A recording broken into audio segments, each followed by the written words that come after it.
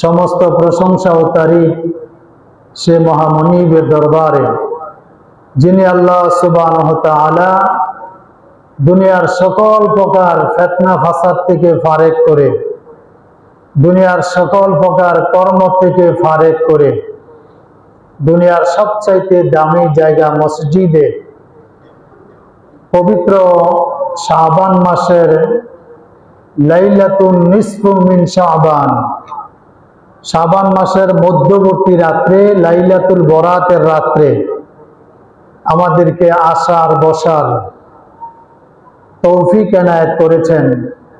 সেজন্য সে মহামনিবের দরবারে শুকরিয়া আদায় করতে গিয়ে বলছি আলহামদুলিল্লাহ। অনেক বড় জামাত, হাজার হাজার লোকে আমরা আজকে এশার নামাজ জামাতে পড়তে পেরেছি, আলহামদুলিল্লাহ। এটা কিসমত, এটা তকদির। এত বড় বিশাল এক জামাতের সাথে নামাজ আদায় করা, এটা তকদির কে মুআমেলা, এটা তকদিরে থাকতে হবে, এটা নসিবে থাকতে হবে এবং নিয়তও থাকতে হবে, ঠিক না? আমাকে অনেকেই ফোন দিয়েছে, হুজুর এশার জামাত কয়টায়? তাহলে বোঝা গেল তার এই রাতের প্রতি একটা আগ্রহ আলাদা আছে, ইবাদত করার একটা আগ্রহ আছে, ঠিক কিনা বলেন? আবার অনেকে আজকে যে এত বড় একটা পূর্ণময় রজনী, এটা অনেকে জানেই না, আছে না এরকম? খবরই নাই।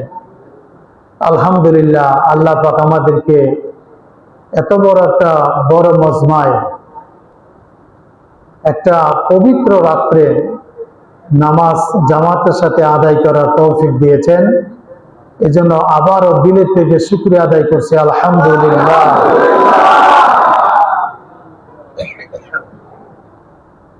এই রাত্র আমার আপনার জীবনে আবার সামনে পাবো, এই গ্যারান্টি আমার কাছে নাই। আপনাদের কাছে কি আছে? কারো কাছে নাই। হায়াত, মৌত, রিজিক কার হাতে? আল্লাহর হাতে। এই জন্য আজকে এই রাত্রটা পেয়ে আমরা খুশি না বেজার? অল্প না বেশি?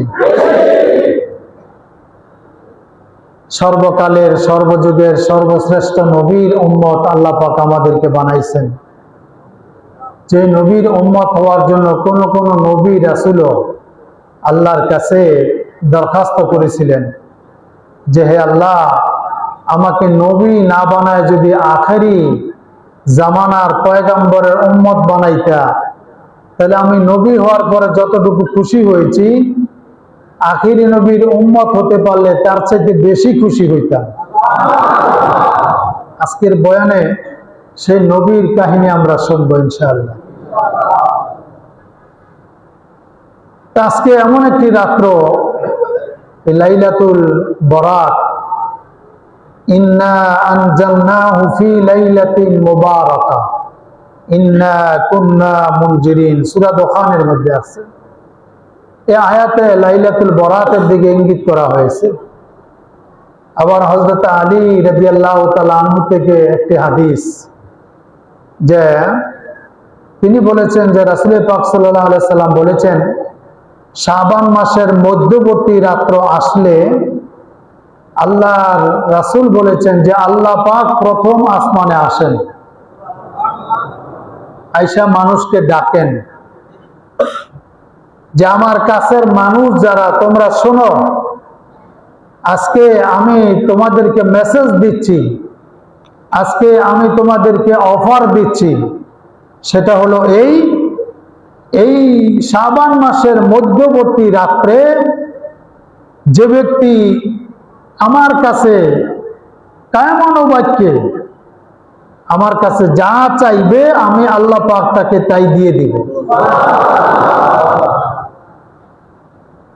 আপনার একজন বন্ধু, খুব কাছের মানুষ, সে আপনাকে ফোন করে বলল যে বন্ধু, আমি তোমার জন্য তোমার প্রিয় কিছু জিনিস নিয়ে আসছি, যে জিনিসটাকে তুমি খুব পছন্দ করো, খুব ভালোবাসো। তো আমি অমুক দিন, অমুক সময়, অমুক জায়গায়, অমুক তারিখে আমি আসব, তোমার প্রিয় জিনিসগুলো নিয়ে আসব। তোমার সাথে আমার কন্ট্যাক্ট থাকবে ফোনে, ফোনে তোমার সাথে আমার যোগাযোগ থাকবে। বন্ধু, তোমার ফোনটা কিন্তু বন্ধ রাখো না, তোমার ফোনটা কিন্তু খোলা রাখো, যাতে করে তোমার সাথে যোগাযোগ করে তোমার প্রিয় জিনিসগুলি আমার নিজের হাতে তোমার হাতে পৌঁছাই দিতে পারি। এখন বন্ধু বন্ধুকে অফার দিচ্ছে, মেসেজ দিচ্ছে। এখন বন্ধু মেসেজ পাইল, পাওয়ার পরে যেই দিন, যেই সময়, যেই জায়গায় থাকার কথা ছিল, যেই বন্ধু তাকে প্রিয় জিনিসগুলি দিবে, বন্ধু ঠিকই আসছে সময় মোতাবেক ওই জায়গায় আসছে, কিন্তু যাকে দিবে সে যায়ও নাই, ফোনও বন্ধ রাখছে, ফোনও খোলা রাখে নাই। এবার তার প্রিয় বন্ধু তার প্রিয় জিনিসগুলি বন্ধুর হাতে কি দিতে পারবে? কেন দিতে পারবে না? যেহেতু তার সাথে যোগাযোগ করা যাচ্ছে না। এই জন্য প্রিয় জিনিসগুলি প্রিয় ব্যক্তির কাছে দিতে পারবে। আল্লাহ পাক প্রিয় বান্দাদেরকে ডাক দিয়ে বলেন যে আমার প্রিয় বান্দা যারা, আমার প্রিয় বান্দি যারা, শোনো, আজকে আমি তোমাদেরকে অনেক কিছু দেব। আমি তোমাদেরকে দেওয়ার জন্য প্রথম আসমানে আসব। তোমরা যার যা কিছু প্রয়োজন আমার কাছে চাইবা, আমি তোমাদেরকে দিয়ে দিব। সুবহানাল্লাহ। এই জন্য বিশ্ব নবী বলেছেন, লাইলাতুন নিসফু মিন শাবান, শাবান মাসের মধ্যবর্তী রাত্র আসলে আল্লাহ পাক প্রথম আসমানে এসে ডাক দিয়ে বলেন, তোমাদের মধ্যে এমন কে আছো, তোমাদের মধ্যে এমন কে আছো গুনাহগার, আমার কাছে গুনার কথা স্মরণ করে ক্ষমা চাও, আমি আল্লাহ পাক তোমার জীবনের সব গুনাহ মাফ করে দিব। তোমাদের মধ্যে এমন কে আছো রিজিকের অভাব আছে কি নাই? তোমাদের মধ্যে এমন কে আছো রিজিকের অভাব, খাবার নাই, ছেলে সন্তান তোমার কাছে খাবার চায়, তুমি খাবার দিতে পারো না, তোমার বিবি তোমার সাথে ঝগড়া করে তোমার বিবির চাহিদা তুমি পূরণ করতে পারো না, রিজিক তোমার কাছে পয়সা নাই, টাকা নাই, এমন অভাবী কে আছো, আমার কাছে চাও, আমি আল্লাহ তোমার অভাব দূর করে দিব। তোমাদের মধ্যে এমন কে আছো বিপদগ্রস্ত আছে কি নাই? তোমাদের মধ্যে এমন কে আছো বিপদগ্রস্ত, আমার কাছে বলো, আমি আল্লাহ পাক তোমার সব বিপদ দূর করে দিব। চাইতে হবে কার কাছে? কিন্তু আমাদের চাওয়াটা তো অন্য জায়গায় হয়ে যায়। যখন কোনো বিপদের মধ্যে পড়ে যায়, যখন কোনো রিজিকের অভাব দেখা দেয়, যখন আমরা কোনো সংকটের মধ্যে পড়ি, তখন আমরা আল্লাহকে বাদ দিয়া চলে যাই কোনো বাবার কাছে। আছে না নাই? আমরা চলে যাই কোনো মাজারে, অথচ বিশ্ব নবী বলেছেন মাজারে গিয়ে চাওয়া কোনো দরকার নেই, চাইলে কোনো লাভ হবে না। কারণ তুমি যার কাছে চাইবা সেও একজন মানুষ, তুমিও একজন মানুষ। একজন মানুষ জীবিত অবস্থায় থাকলেও একজন মানুষ আরেকজন মানুষের কাছে বারবার চাইলে খুশি না বেজার? কথা বলেন, খুশি না বেজার? বেজার হয়। আল্লাহ তাআলা ডাক দিয়ে বলেন, মানুষ মানুষের কাছে বারবার চাইলে বেজার হয়, অসন্তুষ্ট হয়, কিন্তু আমি আল্লাহ পাকের কাছে না চাইলে আমি বেজার হই, আমি আল্লাহ পাক অসন্তুষ্ট হই, আমার কাছে বারবার চাইলে আমি খুশি হই। এই জন্য চাইবো কার কাছে? আমার বন্ধুগণ, হযরত আলী রাদিয়াল্লাহু তাআলা থেকে হাদিসের রওয়ায়াত, তিনি বলেছেন, আল্লাহ রাসূল বলেছেন, আল্লাহ পাক আজকে প্রথম আসমানে আসবেন, আসিয়া মানুষকে ডাক দিতে থাকবেন। আমরা যারা, আমার বন্ধুগণ, ওই ডাকে তারাই সাড়া পাইবে যারা ইবাদত বন্দেগী করবে, যারা নামাজ পড়বে, যারা তেলাওয়াত করবে, যারা জিকির করবে, যারা দান সদকা করবে, যারা দুরূদ শরীফ পড়বে, যারা ভালো কাজ করবে, তারাই আল্লাহ পাকের কাছ থেকে আল্লাহ পাকের কাছ থেকে তারাই চেয়ে নিতে পারবে। আল্লাহ পাক ডাকতে থাকেন, আসো। ওই সময় একটা মানুষ ঘুমায় রয়েছে, সে কি এই নিয়ামত পাইবে? নিয়ামত থেকে বঞ্চিত হইল, ঘুমাই রইল, নিয়ামত সে পাইল না। আমার বন্ধুগণ, আল্লাহ পাক হাত টানে দিয়ে ডাকতেছে, আসো আসো আসো। একটা মানুষ মদরাত দেখানোর মধ্যে আছে, ওই ব্যক্তি কি পাইবে? আমার বন্ধুগণ, একটা মানুষ, আল্লাহ পাক তো মানুষকে ডাকতেছেন, মানুষ দেখা যায় জানা করতেছে, সেরকম ভাবে বেশ্যাখানায় আছে, ওই ব্যক্তি কিন্তু আল্লাহর নিয়ামত থেকে বঞ্চিত হইল। ঠিক কিনা জোরে বলেন? আল্লাহ রাব্বুল আমিন আমাদেরকে মায়া করে, মুহাব্বত করে, ভালোবেসে আমাদেরকে আল্লাহর ঘর মসজিদে আসার সুযোগ করে দিয়েছেন। আল্লাহ পাক আমাদেরকে আসার তৌফিক দিয়েছেন। এই জন্য আমাদের যার যা কিছু প্রয়োজন আছে, যার যা কিছু চাওয়ার আছে, আমরা মোনাজাতের মাধ্যমে চাইবো কার কাছে? আল্লাহর কাছে চাইবো। আমার বনে ভাইয়েরা, এই রাতের কত ফজিলত, এই রাতের কত গুরুত্ব, একটা হাদিস আমার আপনাদেরকে শোনাই। কষ্ট হইতেছে? একটা হাদিস আপনাদেরকে শোনাই। বিশ্বনবী মুহাম্মদুর রাসূলুল্লাহ সাল্লাল্লাহু আলাইহি সাল্লাম এই লাইলাতুল বরাত যখন আসতো, আয়েশা সিদ্দিকা রাদিয়াল্লাহু তাআলা আনহা থেকে হাদিসটি রওয়ায়াত। আম্মা জান আয়েশা সিদ্দিকা রাদিয়াল্লাহু তাআলা আনহা বলেন, বিশ্বনবী আমার সাথে রাত্রে শায়িত ছিলেন। রাত যখন গভীর হয়ে গেল, মধ্য রজনীতে হঠাৎ করে দেখি বিশ্বনবী আমার পাশে আর নাই। মনের মধ্যে একটা সন্দেহ জাগলো।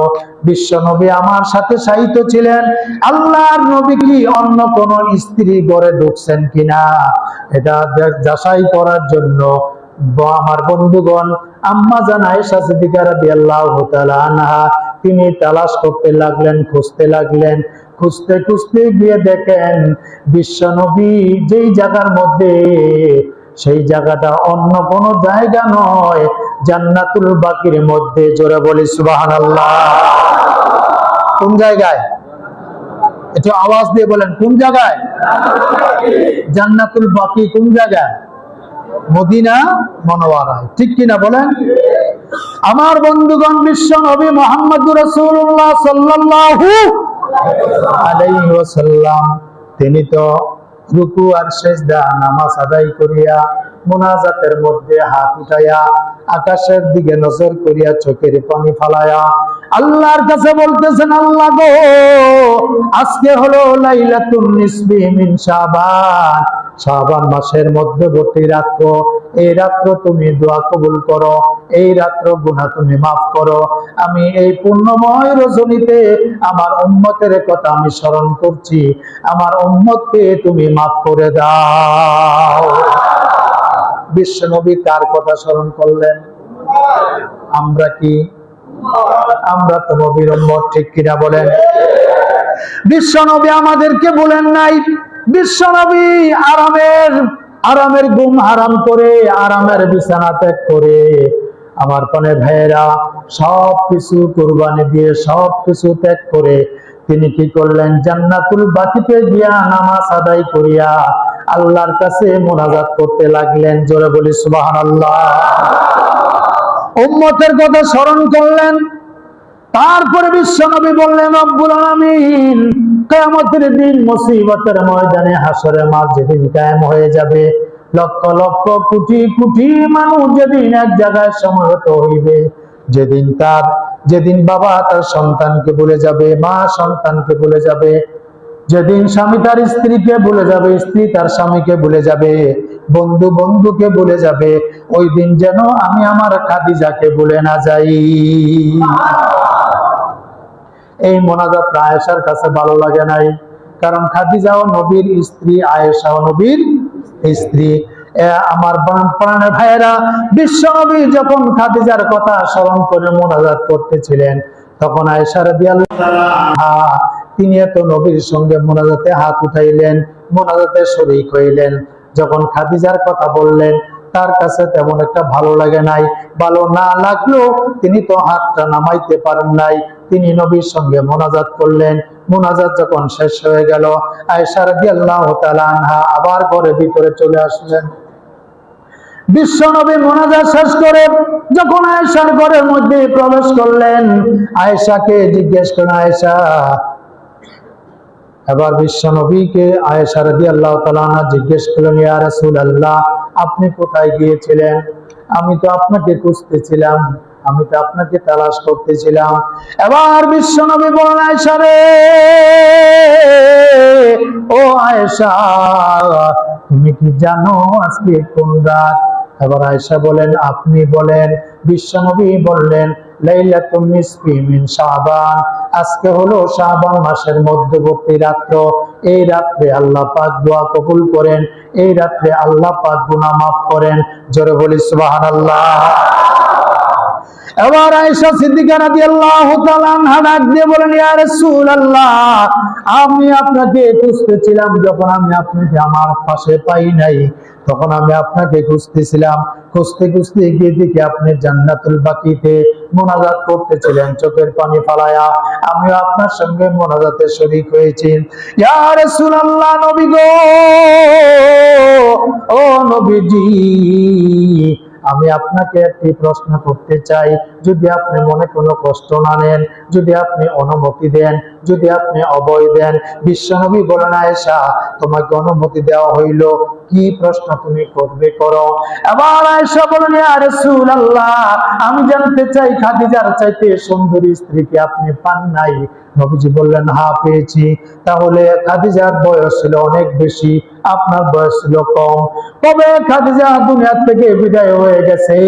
মধ্য রজনীতে আপনি খাদিজার কথা স্মরণ করে মুনাজাতের মধ্যে আপনি কাঁদলেন। আপনার কাছে আমি জানতে চাই, আপনার কাছে আমি জানতে চাই, খাদিজার চাইতে সুন্দরী স্ত্রী কি আপনি পান নাই? নবীজি বললেন, হ্যাঁ পেয়েছি। তাহলে খাদিজাকে কেন আপনি বলতে পারেন না?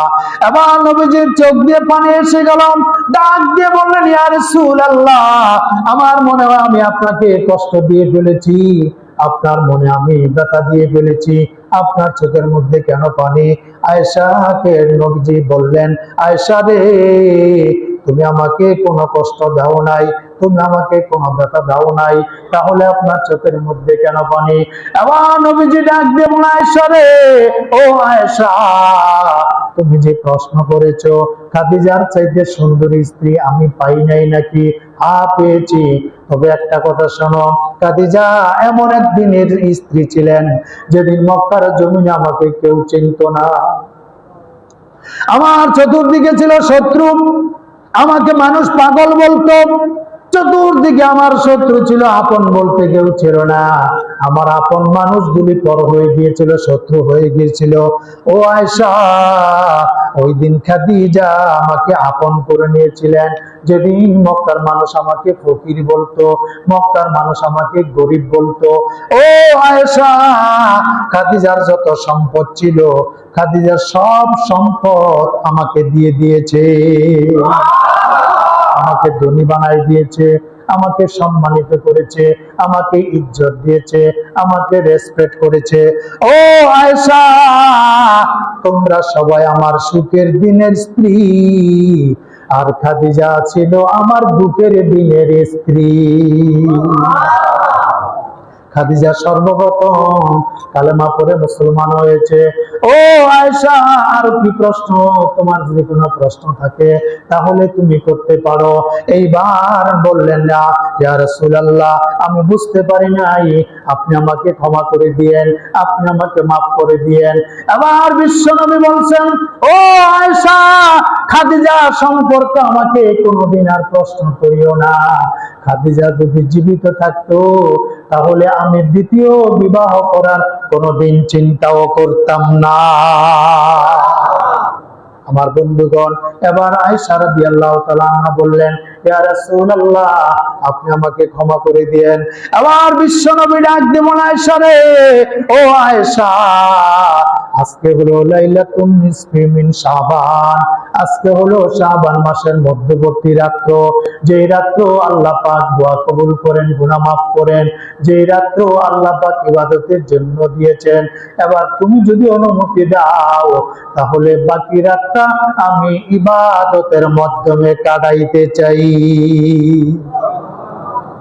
কিসের মাধ্যমে? এবার আম্মা জান আয়েশা সিদ্দিকা রাদিয়াল্লাহু তাআলা আনহা একটা চমৎকার কথা বলেছিলেন। তিনি বলেছিলেন, ইয়া রাসূলুল্লাহ, শুধু আপনি একা কেন ইবাদত করবেন? যদি আপনার কোনো আপত্তি না থাকে তাহলে আমিও আপনার সঙ্গে বাকি রাত ইবাদত করে কাটায় দিতে চাই। সুবহানাল্লাহ, সুবহানাল্লাহ। সেই রাত্র হলো আজকে রাত্র। আমরা পেয়ে খুশি না বেজার? লা ইলাহা ইল্লাল্লাহ, লা ইলাহা ইল্লাল্লাহ, লা ইলাহা ইল্লাল্লাহ, লা ইলাহা ইল্লাল্লাহ, লা ইলাহা ইল্লাল্লাহ, লা ইলাহা ইল্লাল্লাহ, লা ইলাহা ইল্লাল্লাহ, লা ইলাহা ইল্লাল্লাহ, লা ইলাহা ইল্লাল্লাহ, মুহাম্মাদুর রাসূলুল্লাহ। সবাই বলি সাল্লাল্লাহু, সবাই জোরে বলি সাল্লাল্লাহু। আমার বন্ধুগণ, এই রাতটা কত মর্তবা, এই রাতের কত গুরুত্ব, এই রাতের কত ফজিলত, একটা হাদিসের ঘটনা আপনাদেরকে শোনাইবো, খুব মনোযোগ সহকারে শুনবেন। আমার কোনে ভাইরা, এই রাত্র থেকে যারা বঞ্চিত হইল তার মতন হতভাগা আল্লাহর জমিনে আর হয় না। ঠিক কিনা বলেন? আরো জোরে।